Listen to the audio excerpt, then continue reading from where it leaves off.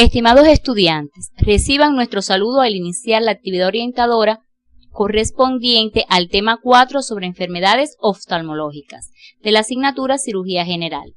En la misma se abordará la temática relacionada con las infecciones e inflamaciones de los anexos oculares y del segmento anterior, las que constituyen un motivo frecuente de consulta. Al finalizar el estudio de estos contenidos, serán capaces de establecer el diagnóstico de las inflamaciones e infecciones de los anexos oculares y del segmento anterior, a partir de las manifestaciones clínicas y el examen físico oftalmológico y los exámenes complementarios, así como explicar la conducta terapéutica integral en estos casos. Las infecciones e inflamaciones de los anexos oculares y del segmento anterior constituyen un problema frecuente de salud en el mundo. La gravedad de estas afecciones, así como su pronóstico, varían en dependencia de la causa. Para iniciar el estudio sobre este tema, hay que tener en cuenta el sitio donde se localiza la afección, ya sea en los anexos oculares como son las cejas, los párpados, la conjuntiva y las glándulas lagrimales. En el segmento anterior, el iris, el cuerpo ciliar y la coroides. Los párpados cubren el segmento anterior del ojo por su estructura como diafragma, la acción de sus movimientos y las pestañas son protectores del globo ocular. La secreción de sus glándulas lo lubrican. En su función óptica ayuda a la formación y distribución de la película lagrimal. También intervienen en la excreción lagrimal y son capaces de regular la entrada de luz al ojo. En ellos aparecen múltiples enfermedades, pero por su frecuencia citaremos alguna de ellas, como la blefaritis, el orzuelo y el chalacio. La blefaritis es un proceso inflamatorio crónico de los bordes palpebrales. En su etiología encontramos el estafilococo dorado y la dermatitis seborreica. Además, existen otros factores predisponentes como la fatiga ocular, enfermedades carenciales, diabetes mellitus, dermatitis atópicas, la rosácea, afecciones parasitarias de las pestañas y las alergias. La conducta a seguir ante la misma es actuar sobre los factores causales o predisponentes. En estos pacientes es importante la limpieza diaria y cuidadosa de los bordes del párpado para retirar los aceites de la piel con los cuales se alimentan las bacterias. Los ungüentos antibióticos también pueden ayudar a controlar las bacterias en los párpados. El orzuelo constituye una infección aguda focal de una de las glándulas del párpado. Se denomina orzuelo externo cuando afecta las glándulas de Zeiss o Moll e interno si es una glándula de meibomio.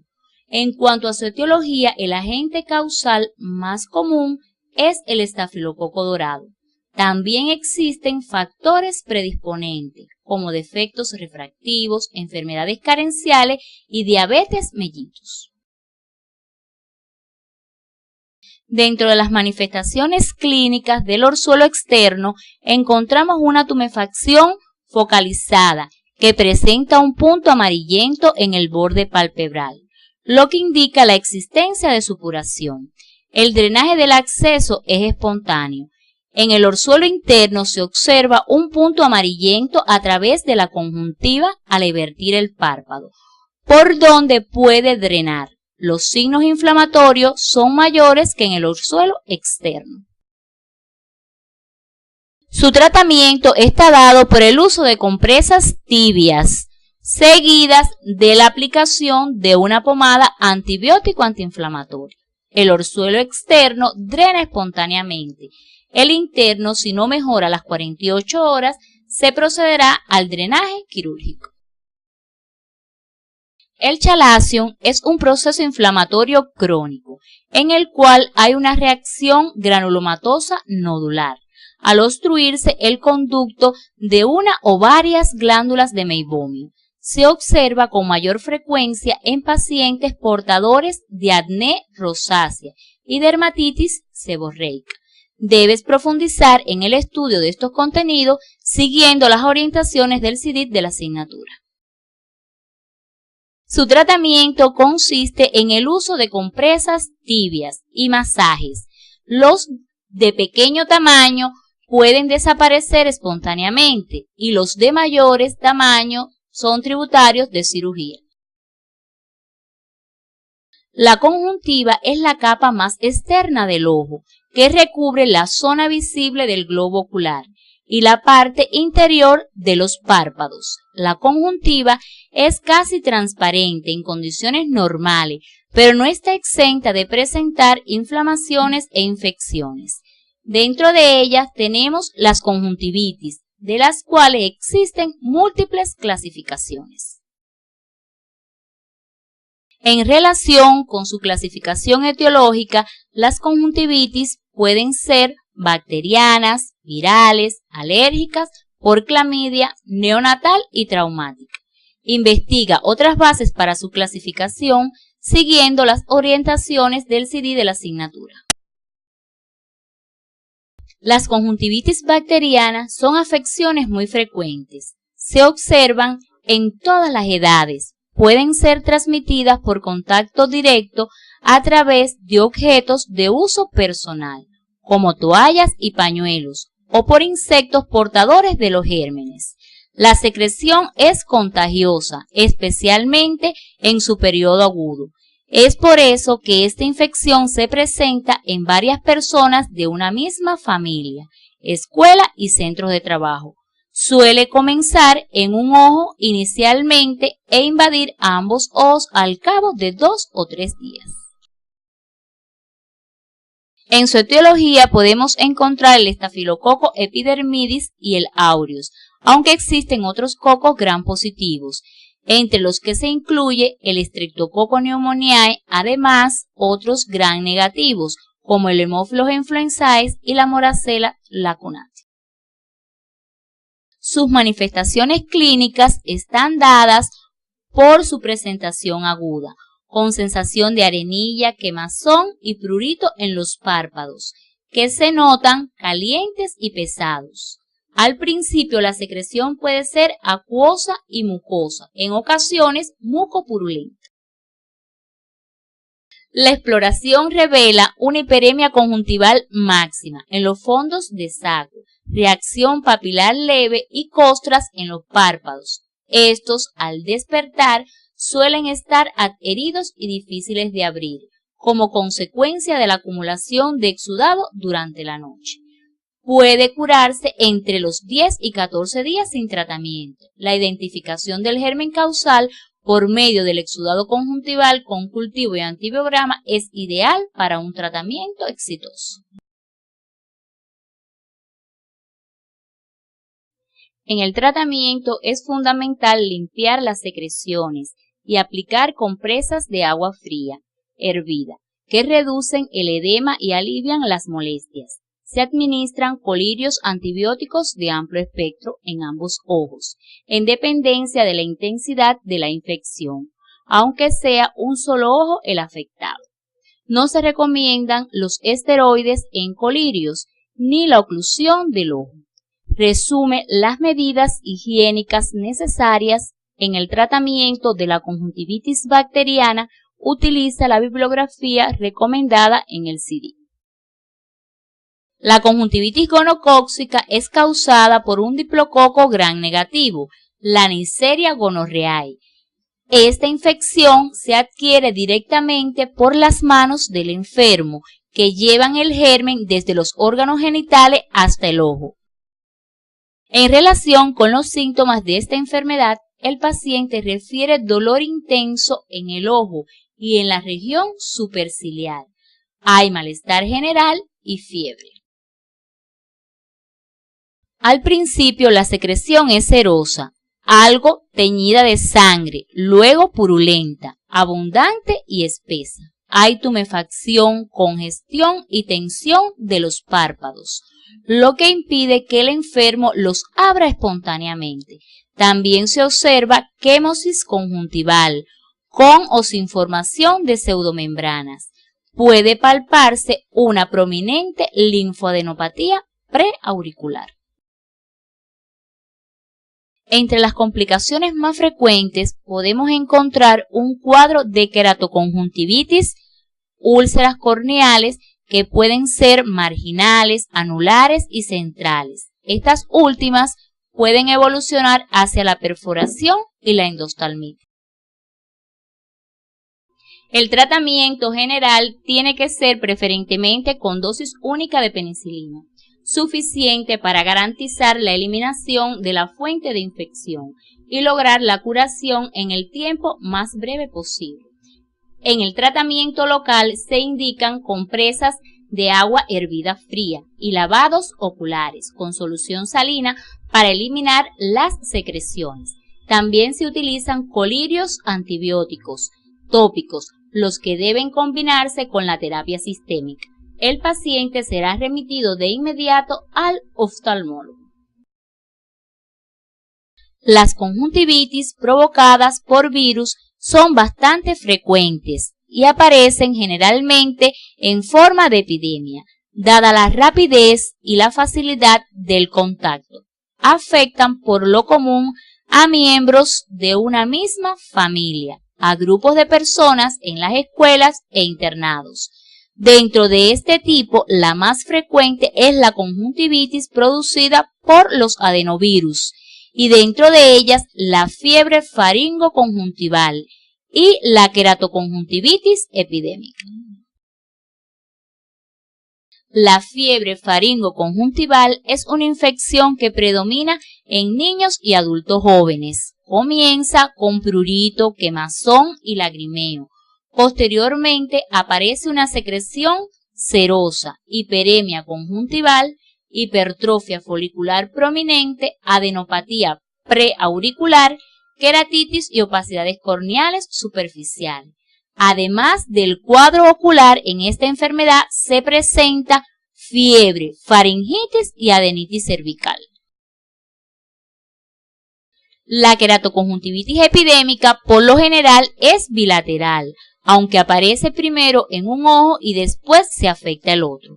Comienza de forma aguda, con lagrimeo, dolor moderado, fotofobia y disminución de la visión. En la exploración encontramos edema palpebral, hiperemia conjuntival y alteración folicular, asociada a menudo a una adenopatía preauricular. En los casos graves se observan hemorragia subconjuntival, quémosis y pseudomembrana. Además, puede aparecer una queratitis epitelial punteada difusa. En el adulto, esta enfermedad se limita al ojo, pero en el niño puede provocar fiebre, dolor de garganta y diarrea. El tratamiento generalmente es sintomático.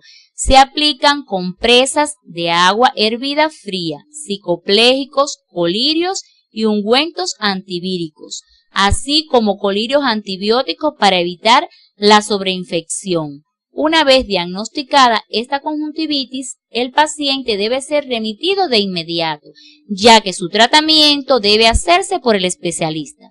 Profundizar en el estudio de estos contenidos siguiendo las orientaciones del CIDIP de la asignatura. La alergia ocular es uno de los problemas clínicos frecuentes en oftalmología. La mayoría de las veces afecta la conjuntiva, ocasionando una conjuntivitis alérgica. Esta adquiere más relevancia por su frecuencia que por su severidad. Los antecedentes alérgicos personales o familiares constituyen una predisposición a padecer la enfermedad. Debe investigarse si hay antecedentes de asma, urticarias y rinitis alérgica. Además, existen factores desencadenantes como colirios, lentes de contacto, productos químicos, etc. Es importante observar el ritmo de aparición de estas conjuntivitis, ya que existe un empeoramiento del cuadro en la primavera, el verano y el otoño. Dentro de este tipo de conjuntivitis podemos encontrar dos formas clínicas: la conjuntivitis alérgica estacional o conjuntivitis de la fiebre del heno y la queratoconjuntivitis vernal o primaveral. Dentro de las medidas generales se recomienda actuar sobre los factores predisponentes y desencadenantes, así como la aplicación de compresas frías. En el tratamiento específico se recomienda el uso de antihistamínico e instilación de un colirio estabilizador de los mastocitos 3 o 4 veces al día. También se pueden emplear colirios esteroideos, los que deben estar controlados por el especialista debido a los efectos secundarios que ocasionan. Los agentes físicos como la luz intensa y las radiaciones provocan un tipo de conjuntivitis traumática denominada conjuntivitis actínica, muy frecuente. Es provocada por los rayos ultravioletas a causa de la exposición al arco voltaico empleado en la soldadura. Estos ocasionan un cuadro agudo de dolor, sensación de arena o cuerpo extraño y fotofobia intensa. La conducta a seguir en este caso consiste en el reposo ocular en una habitación oscura y la aplicación de compresas frías. De ser necesario, se utiliza algún colirio antiinflamatorio. La córnea, por encontrarse en la túnica más externa del globo ocular, está expuesta a diversas noxas, las que pueden dar lugar a úlceras corneales. Estas no son más que la pérdida superficial del tejido corneal por una necrosis secundaria a estos procesos. Dentro de las principales causas que pueden provocar las úlceras corneales tenemos infecciones bacterianas, por virus, hongos o parásitos. Otras causas abarcan abrasiones o rasguño, cuerpos extraños en el ojo, cierre inadecuado del párpado, resequedad severa en los ojos, enfermedad ocular alérgica severa y diversos trastornos inflamatorios. Dentro de las úlceras corneales provocadas por infecciones tenemos las virales y dentro de estas las que producen los herpes simples, que constituyen una infección grave y pueden tener ataques repetitivos a consecuencia del estrés, exposición a la luz solar u otra afección que deteriore el sistema inmunitario. Las úlceras micóticas pueden aparecer después de una lesión corneal por material vegetal o en personas inmunodeprimidas. Las provocadas por acantoameba se presentan en pacientes que usan lentes de contacto, en especial en aquellos que intentan hacer sus propias soluciones de limpieza. Los pacientes con úlceras corneales asisten a la consulta por presentar diversas molestias oculares, como déficit visual debido a la pérdida de la transparencia corneal, dolor, fotofobia, lagrimeo y blefarospasmo. En el examen oftalmológico podemos encontrar inyección ciliar al dilatarse los vasos profundos alrededor del limbo.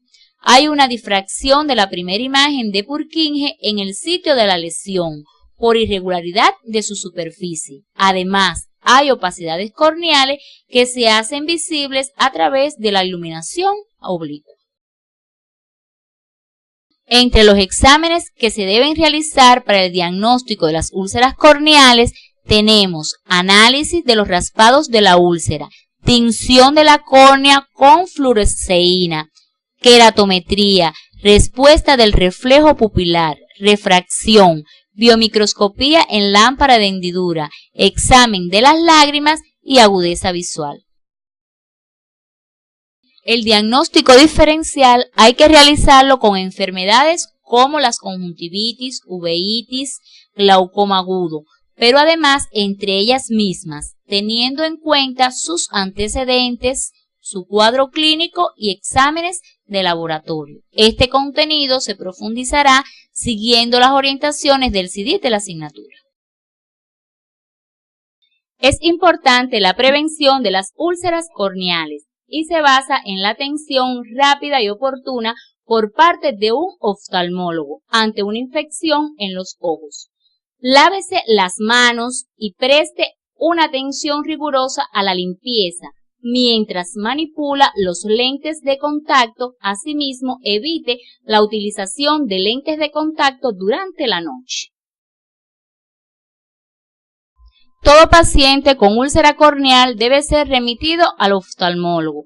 En los casos con úlceras graves se tendrá en cuenta el ingreso hospitalario. Se realiza estudio microbiológico directo y con cultivo antes de imponer cualquier terapéutica. Se aplicarán colirios, antibióticos, antimicóticos y tratamiento antiviral según el tipo de úlcera. Se debe utilizar colirios midriáticos. Otros tipos de tratamiento son los antiinflamatorios no esteroideos y los hipotensores oculares, según el caso lo requiera. Profundizar en el estudio de estos contenidos siguiendo las orientaciones del CIDIP de la asignatura. La uvea es la llamada capa vascular del ojo y es a la vez su capa media. Se extiende desde la pupila hasta la lámina cribosa. Está formada por el iris, cuerpo ciliar y coroides. La inflamación del tracto uveal es a lo que llamamos uveitis y puede ser anterior, intermedia, posterior o extenderse a toda la uvea denominándose panuveitis. La uveitis anterior es la inflamación del iris, denominada iritis. Cuando se asocia a la inflamación del cuerpo ciliar, se designa como iridociclitis anterior. Puede ser aguda o crónica. En su mecanismo de producción existen causas tanto endógenas como exógenas.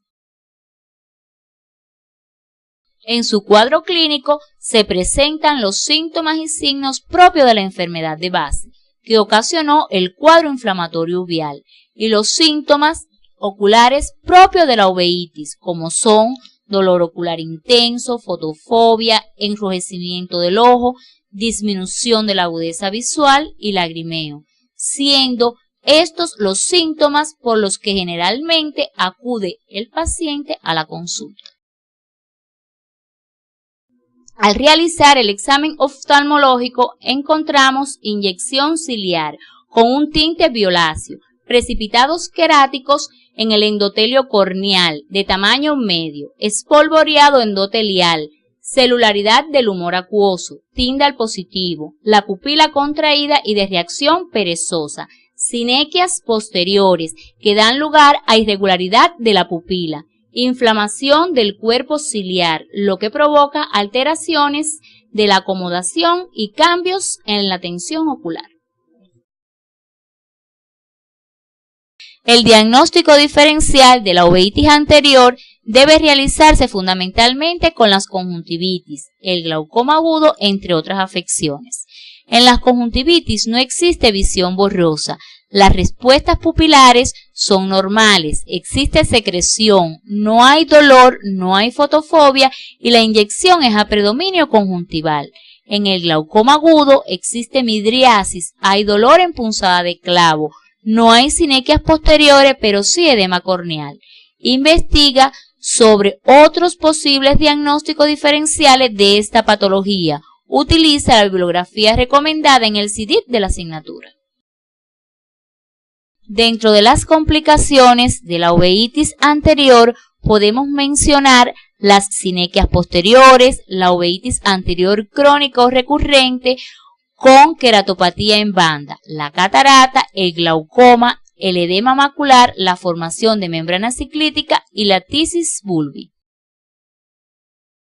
Existen exámenes que se consideran básicos para el diagnóstico de las uveitis anteriores, como son la velocidad de sedimentación globular, la prueba de Mantoux, glicemia, serología, VIH, radiografía de tórax y de senos perinasales.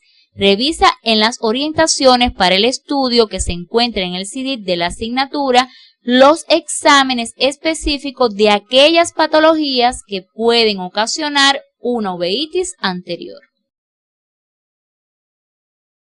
Su tratamiento consiste en aliviar los síntomas, reducir el cuadro inflamatorio para mejorar y preservar la visión.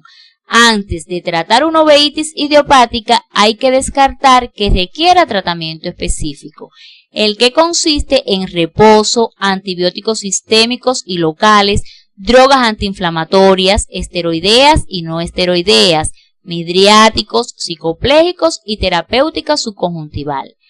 En caso de hipertensión ocular asociada, se utilizan hipotensores oculares. Si no hay una respuesta a la terapéutica convencional, tratar con inmunosupresores, el paciente debe ser remitido al especialista. Las afecciones oftalmológicas inflamatorias de carácter infeccioso o no de los anexos oculares y del segmento anterior son motivo frecuente de consulta. Es por ello que el médico integral comunitario debe conocer las causas que las provocan, para de este modo realizar acciones de intervención en la atención primaria de salud. La gravedad de estas enfermedades oftalmológicas, así como su pronóstico, varían en dependencia de la causa, pero aún en los casos más graves y que requieran atención especializada, es muy importante la conducta que asuma el médico integral comunitario e incluye la remisión del paciente en las mejores condiciones, determina en su recuperación, sin dejar de mencionar que muchas de ellas deben solucionarse en el nivel primario de atención médica.